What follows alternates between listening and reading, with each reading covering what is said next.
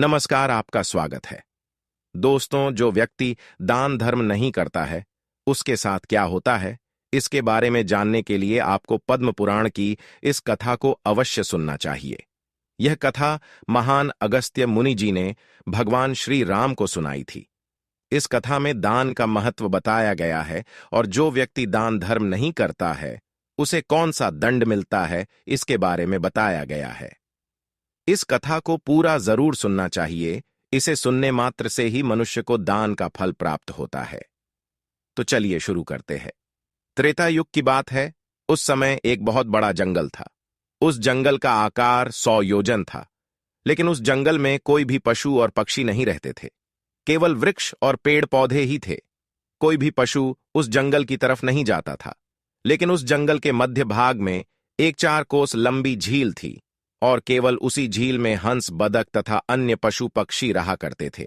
एक बार अगस्त्य मुनि उस झील के पास से गुजर रहे थे तो उन्हें एक बहुत ही अजीब चीज दिखाई दी। उस झील के पास एक बहुत बड़ा आश्रम था जो बहुत पुराना हो गया था, लेकिन फिर भी अत्यंत सुंदर और पवित्र दिखाई पड़ रहा था। उस आश्रम में कोई भी साधु तथा तपस्वी नहीं रहता था। वह आश्रम पूरी तरह से खाली था। अगस्त्य मुनि एक रात के लिए उस आश्रम में ठहर गए और सुबह उठकर वे उस झील के पास चले गए तो उन्हें रास्ते में एक मुर्दा अर्थात लाश पड़ी हुई दिखाई पड़ी, जो शरीर से अत्यंत बलवान और हृष्टपुष्ट था, जिसे देखकर मालूम होता था कि वह किसी तरुण पुरुष की लाश है। उस लाश को देखकर अगस्त्य मुनि सोचने लगे कि यह कौन है, इसकी मृत्यु कैसे हो गई तथा वह इस जंगल में आखिर कैसे आया होगा। उस मरे हुए आदमी के बारे में जानने की अगस्त्य मुनि को जिज्ञासा हुई। तभी अचानक आकाश में उन्हें एक दिव्य विमान दिखाई पड़ा और वह दिव्य विमान उस झील के समीप आकर रुक गया और उस विमान से एक दिव्य पुरुष उतरा और वह उस झील में नहाने के लिए चला गया। झील में नहाने के बाद वह बाहर आया और उस मुर्दे का मांस खाने लगा। उसने भर पेट उस मोटे ताजे मुर्दे का मांस खा लिया और फिर से विमान में बैठकर स्वर्ग की ओर जाने लगा। तभी अगस्त्य मुनि ने उस दिव्य पुरुष को आवाज लगाई, हे दिव्य पुरुष, तुम कौन हो? तुम देवताओं के समान दिखाई पड़ते हो, किंतु तुम्हारा भोजन बहुत घृणित है। तुम मुर्दे का मांस क्यों खा रहे हो? ऐसा भोजन भला कोई देवता कैसे कर सकता है? फिर उस स्वर्गवासी दिव्य पुरुष ने अगस्त्य मुनि की तरफ देखा और उन्हें हाथ जोड़कर प्रणाम करके कहने लगा, हे विप्रवर, आपको प्रणाम है। मैं आपको मेरी कहानी सुनाता हूं। पूर्व काल की बात है। विदर्भ देश में मेरे महायशस्वी पिता राज्य करते थे। वे वसुदेव के नाम से तीनों लोकों में प्रसिद्ध थे और परम धार्मिक व्यक्ति थे। उनकी 2 पत्नियां थीं।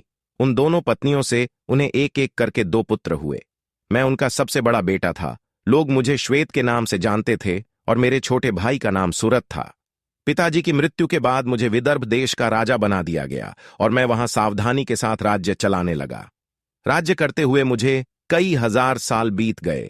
फिर एक दिन मुझे वैराग्य हुआ और मैंने राजपाट का त्याग करने का निर्णय लिया और मृत्यु पर्यंत तपस्या करने का निश्चय करके मैं जंगल में रहने के लिए चला गया। अपने राज्य को मैंने अपने छोटे भाई सूरत को सौंप दिया और उसे राजा बना दिया। फिर इस झील के पास आकर मैंने कठोर तपस्या करना आरंभ किया। 80,000 वर्षों तक मैंने इस जंगल में तपस्या की और उसी के प्रभाव से मुझे ब्रह्मलोक की प्राप्ति हुई। लेकिन ब्रह्मलोक पहुंचने के बाद भी मुझे भूख और प्यास अधिक सताने लगी। मेरे सभी इंद्रिय तिलमिला उठे। फिर मैंने ब्रह्मलोक के सर्वश्रेष्ठ देवता ब्रह्मा जी से पूछा, हे भगवान, मैंने तो सुना है कि ब्रह्मलोक में किसी भी प्राणी को भूख और प्यास नहीं लगती है। फिर मुझे भूख और प्यास क्यों लग रही है? ये मेरा पीछा क्यों नहीं छोड़ रही है? कृपया आप मुझे बताइए कि मैं किस चीज का सेवन करूं। फिर ब्रह्मदेव ने कहा, हे राजन, पृथ्वी पर दान धर्म करने पर ही व्यक्ति इस लोक में भूख प्यास से मुक्त हो जाता है। लेकिन तुमने अपने जीवन काल में कभी दान नहीं किया, किसी भिखमंगे को भीख तक नहीं दी। तुमने राजमहल में रहकर भी द्वार पर आए अतिथियों को भोजन नहीं दिया। इसी कारण से तुम्हें यह पाप लगा है। इसीलिए तुम्हें ब्रह्मलोक में भी भूख और प्यास का कष्ट उठाना पड़ रहा है। जीवित रहते हुए तुमने अनेक प्रकार के आहारों का अकेले ही सेवन किया है। अनेक प्रकार के पकवान तुमने अकेले ही खाए हैं, दूसरों को नहीं दिए हैं, जिससे तुम्हारा शरीर तो बलवान बन गया, किंतु तुम्हारा पुण्य क्षीण हो गया। अब तुम्हारे लिए एक ही उपाय है। उस झील के पास तुम्हारा शरीर पड़ा हुआ है, तुम उसी का मांस खाकर अपनी भूख मिटाओ। ब्रह्मा जी द्वारा इस प्रकार से कहने पर राजा ने कहा, हे प्रभु, अपने शरीर का भक्षण कर लेने के पश्चात मेरा क्या होगा? उसके बाद मैं क्या खाऊंगा? मेरे खाने के लिए कुछ भी शेष नहीं रहेगा। कृपया कुछ ऐसा भोजन बताए जिसका भक्षण कर लेने पर भूख मिट जाए और जो कभी खत्म ना हो।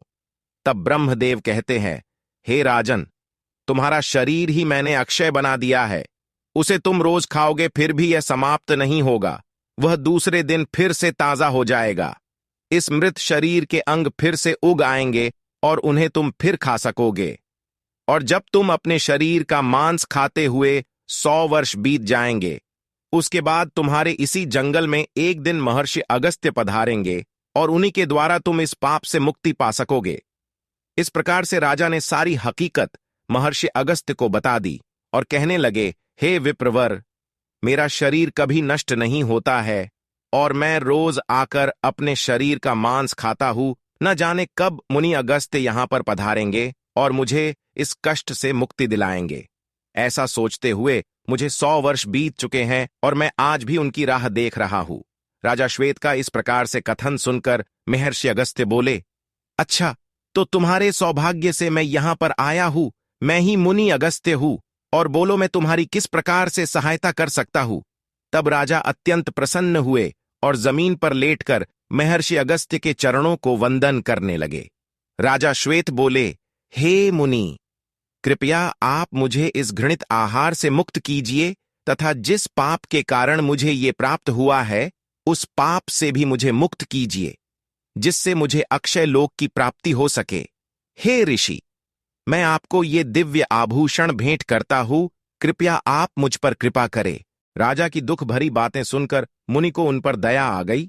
जैसे ही राजा ने वह दिव्य आभूषण महर्षि अगस्त्य के हाथ पर रखा, उसी समय उनका मृत शरीर अदृश्य हो गया और वे उस पाप से मुक्त हो गए।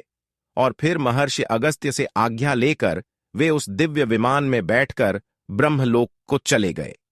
इस प्रकार से उस राजा श्वेत को दान न करने के पाप से मुक्ति मिली।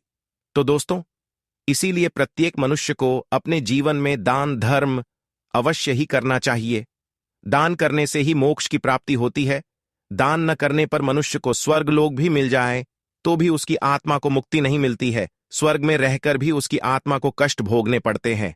आपको यह कथा कैसी लगी कमेंट करके जरूर बताएं। जानकारी अच्छी लगी तो वीडियो को लाइक जरूर करें, साथ ही चैनल को सब्सक्राइब करें और कमेंट में जय श्री कृष्ण अवश्य लिखें। आप सभी का धन्यवाद।